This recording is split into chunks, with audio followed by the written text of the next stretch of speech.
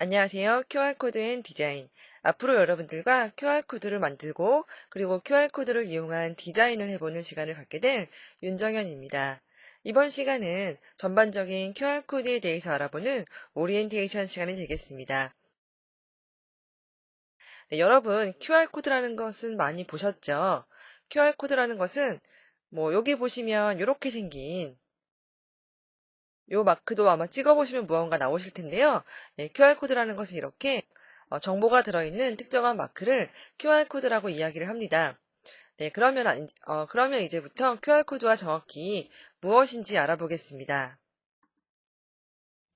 QR코드라는 것은 킹 리스폰스라는 것의 약자입니다. 이 킹 리스폰스라는 것은요, 일본 댄스웨이브라는 회사에서 만든 그 등록상표 이름입니다. 킹 리스폰스 자체가 빠른 응답이란 뜻이죠. 그래서 일본 댄스웨이브사가 바코드를 대체할 만한 2차원적인 그러한 그 바코드를 만들게 되었는데요. 물론 댄스웨이브사 외에도 다양한 그 2차원적인 바코드 혹은 2차원적인 마크가 있는데 그 중에서 가장 대중화되어 있는 것이 바로 이 QR코드라고 이야기할 수 있습니다. QR코드는 보시는 것처럼 흑백의 격자 무늬의 패턴을 가지고 있습니다. 그 안에 상당히 많은 정보값을 나타낼 수 있는데요. 바코드는 여러분들 조금 이따가도 설명을 해드리겠지만 세로선으로 쭉 나와 있습니다. 여러분들이 일반적으로 과자나 상품 뒤에 보시면 세로선으로 나와 있는 그러한 코드들을 보실 수 있는데 그것들은 비교적 그러니까 상대적으로 적은 숫자의 적은 용량의 그 정보뿐이 담을 수 없었습니다. 하지만 이 QR코드는 그러한 적은 정보에 비해서 현재는 비약적으로 정보량이 많아졌죠. 예, 그러한 정보를 담기에 그 바코드가 적합하지 않기 때문에 이러한 2차원적인 코드들이 생성이 되고 있었습니다. 물론 이것만 바코드 이후에 짠 하고 이렇게 QR코드가 나온 건 아니고 중간에 이 중간 단계가 있긴 했지만 대중화되지 않았고요. 그리고 현재 여러분들이 갖고 계신 많은 스마트폰 있죠? 예, 그러한 스마트폰이 일종의 스캐너 역할을 함으로써 스마트폰을 보급이 되면서 더불어서 이러한 코드들이 더 많이 마케팅적으로 활용이 되어서 우리가 지하철에서나 버스에서나 혹은 택시에서도 흔히 볼 수 있게 되었습니다. 바코드의 경우는 20자리 내외의 정보량을 담을 수 있다고 합니다. 하지만 이 QR코드의 경우는 사각형의 모양이 있습니다. 여기 오른쪽 아래에 보셔도 이렇게 아반떼라는 모양이 있는데, 사각형의 이런 검정색 격자 무늬가 있죠. 가로선과 세로선 모두에 정보를 담을 수 있기 때문에 최대 숫자만 저장할 경우에는 7089자까지 담을 수 있다고 합니다. 한글은 그것에 비해서 조합이 조금 복잡하기 때문에 1817자의 정보를 담을 수 있다고 합니다. 문자뿐만 아니라 사진이나 동영상, 음성 등의 그러한 데이터들도 함께 저장이 가능하고요. 물론 다이렉트 저장되는 것이 아니라 이렇게 QR코드로 코드화한 다음에 이러한 코드화된 정보를 여러분들의 스마트폰에 특정한 어플리케이션을 이용해서 스캐닝을 하면 여러분의 핸드폰에 그것이 원하는 정보가 바로 나타나게 됩니다. 그것이 특정한 URL이 될 수도 있고요. 제가 조금 전에 말씀드린 특별한 동영상이나 특별한 그 텍스트가 될 수도 있다는 이야기죠.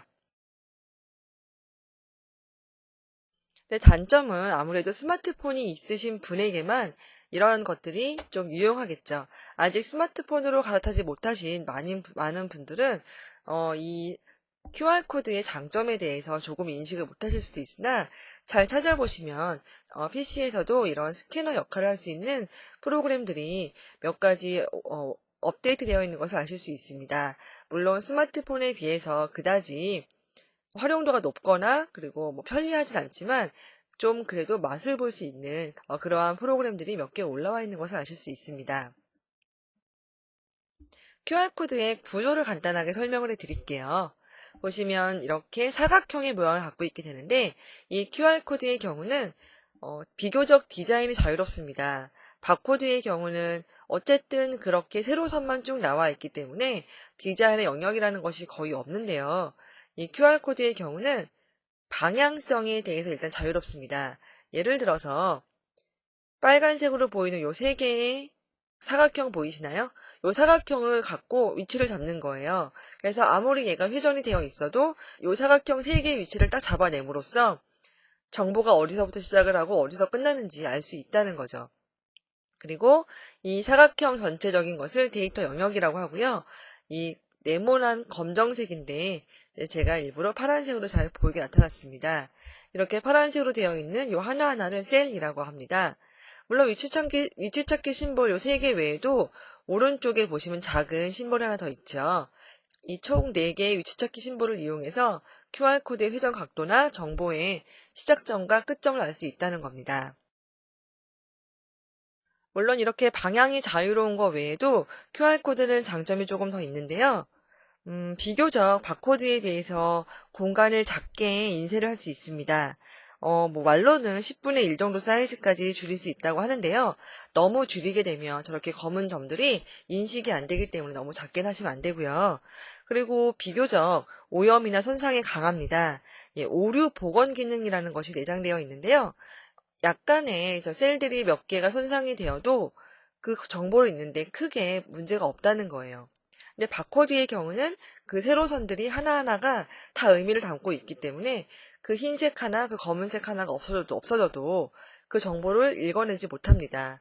반면에 이 QR코드의 경우는 셀들의 몇 개 정도, 최대 30%까지 이야기하지만 30%까지 하시면 그 못 읽을 가능성이 많고요. 왜냐하면 환경적인 요인이 있으니까. 그래서 보통 15% 내외 정도의 손상을 입혀도 정보를 갖는 데는 큰 무리가 없습니다. 반면에 이러한 것을 이용해서 디자인적 요소를 많이 활용을 하고 있습니다. 나중에 언급을 해드리겠지만 이 QR코드의 경우는 덴소웨이브라는 회사에서 특허권을 오픈을 한 상태입니다. 그래서 누구나 쉽게 접근을 할 수 있도록 오픈을 한 상태인데요. 하지만 디자인적인 요소를 가미했을 때는 그런 덴소웨이브사의 홈페이지나 회사에 한번 방문을 해보셔서 디자인 정책이 어떻게 되었는지 다시 한번 확인해 보시는 것이 좋을 것 같습니다. 왜냐하면 그 덴소웨이브사에서 특허권을 오픈한 거는 기본적인 상태 있죠. 블랙 앤 화이트에 오류 없는 디자인적인 요소가 가미되지 않는 완전히 기본적인 상태만 오픈을 했고요. 나머지 디자인적인 요소가 가미했을 때는 덴소웨이브사와 합의를 맺도록 나와 있다고 합니다. 그러니까 만약에 상업적으로 이용을 하고자 하신다면 조금 깨끗하게 하기 위해서 그런 홈페이지 방문하시는 것도 좋고요. 혹은 그런 것이 불편하시다면 그냥 원래 그대로 상태를 사용하시는 것이 좋겠죠.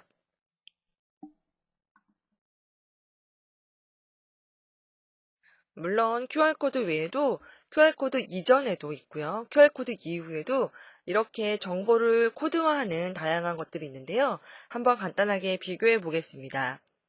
먼저 바코드는요. 여기 중앙에 나와 있는 이렇게 여러분들이 마트나 혹은 서점에 가셔서 많이 볼 수 있는 그러한 검정색과 흰선이 있는 그러한 세로선이 있는 그러한 코드인데요. 1차원적인 정보를 담고 있는 13자리의 코드입니다.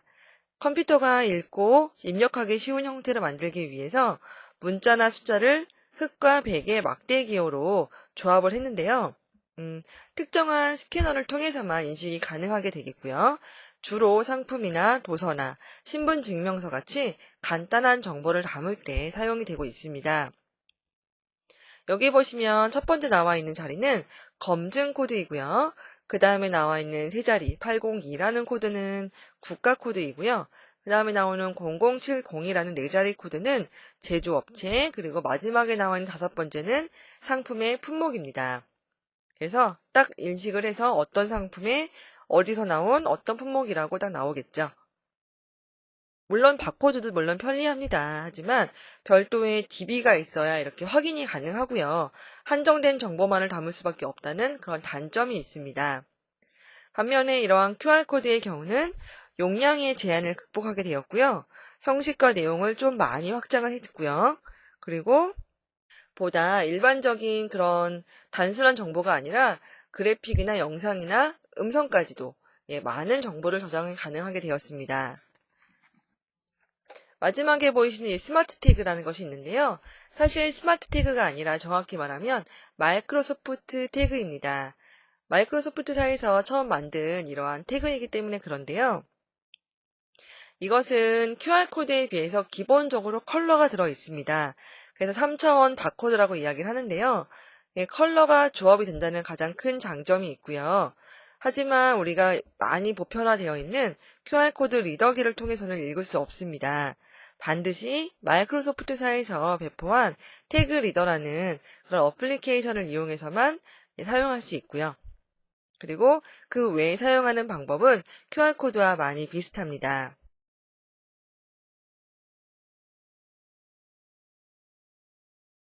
하지만 스마트 태그는 나온 지 아직 1년이 되지 않았어요. 하지만 스마트 태그가 QR코드에 비해서 그러니까 확 대중화되지 못한 이유 중에 가장 큰 이유 중에 하나는 스마트 태그가 QR코드에 비해서 이렇게 색깔까지 들어갈 수 있는 혁신적인 태그인데 확 보편화되지 못한 가장 큰 이유는 이 특허권이라는 것에 있습니다. 제가 조금 전에 디자인 설명을 하면서 말씀을 드린 것이 있었죠. 댄스웨이브사는 특허권을 행사하지 않기로 했기 때문에 이것에 대해서 자유로운 사용을 허용하고 있다고. 하지만 스마트 태그는 특허권을 본사에서만 운영을 하고 있기 때문에 본사에서만 행사를 하고 있기 때문에 마이크로소프트사를 통해서만 이 스마트 태그를 운영을 하고 배포할 수 있습니다. 그래서 아무래도 일반인들이 접근 빈도가 높은 이 QR코드가 더 많이 사용이 되겠죠. 그리고 QR코드가 그러면 어떻게 사용되고 있는지 한번 예를 들어 볼게요. 여기 보시면 그냥 다양한 우리나라 대기업들이 있습니다. 그래서 로고를 박음으로써 이걸 스캐닝을 하시면 뭐 회사에 대한 정보나 이벤트에 대한 정보를 얻으실 수 있겠고요. 이것이 지금 가장 많이 활용하는 그 기업에 대한 마케팅 사례라고 할 수 있겠습니다. 그리고 그 외에도 이렇게 카탈로그나 그리고 뭐 QR북 같은 형태가 많이 개발이 되고 있는데요. 카탈로그에 이렇게 QR코드를 삽입을 함으로써 이 QR코드를 스캐닝을 하면 카탈로그에 대한 정보나 훨씬 더 많은 정보들을 읽을 수 있겠고요.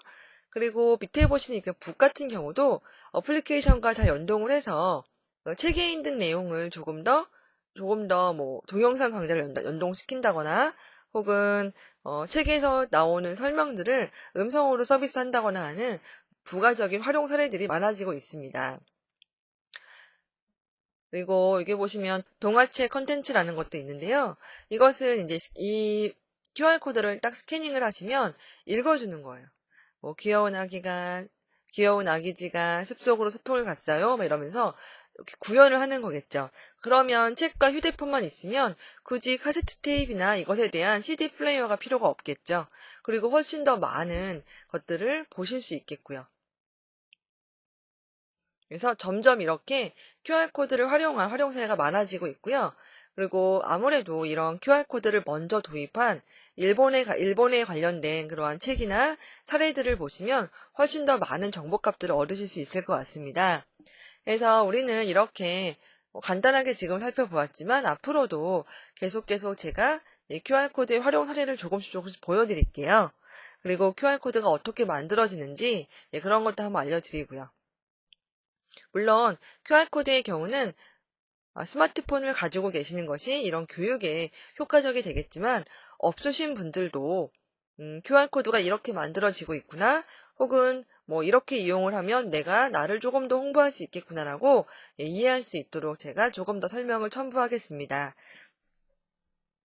그래서 다음 시간은 일단 만드는 것이 중요한 게 아니라 어떻게 사용하는지 아셔야 되겠죠. 일단 QR코드를 만드는 것도 중요하지만 어떻게 사용하는지도 아셔야 되겠죠? 그러니까 우리가 다음 시간은 간단하게 QR코드를 어떻게 사용하는지 알려드리겠습니다. QR코드 스캐닝을 할 수 있는 사이트들도 제가 간단하게 알려드릴 거고요. 그래서 다음 시간을 시작하시기 전에 여러분들은 스마트폰을 미리 준비해 두시고요. 만약에 스마트폰이 없으신 분들은 스마트폰이 있다 생각을 하고 다음 시간을 같이 공부하시면 될 것 같습니다. 네, 이번 시간 여기까지 하겠습니다. 수고하셨습니다.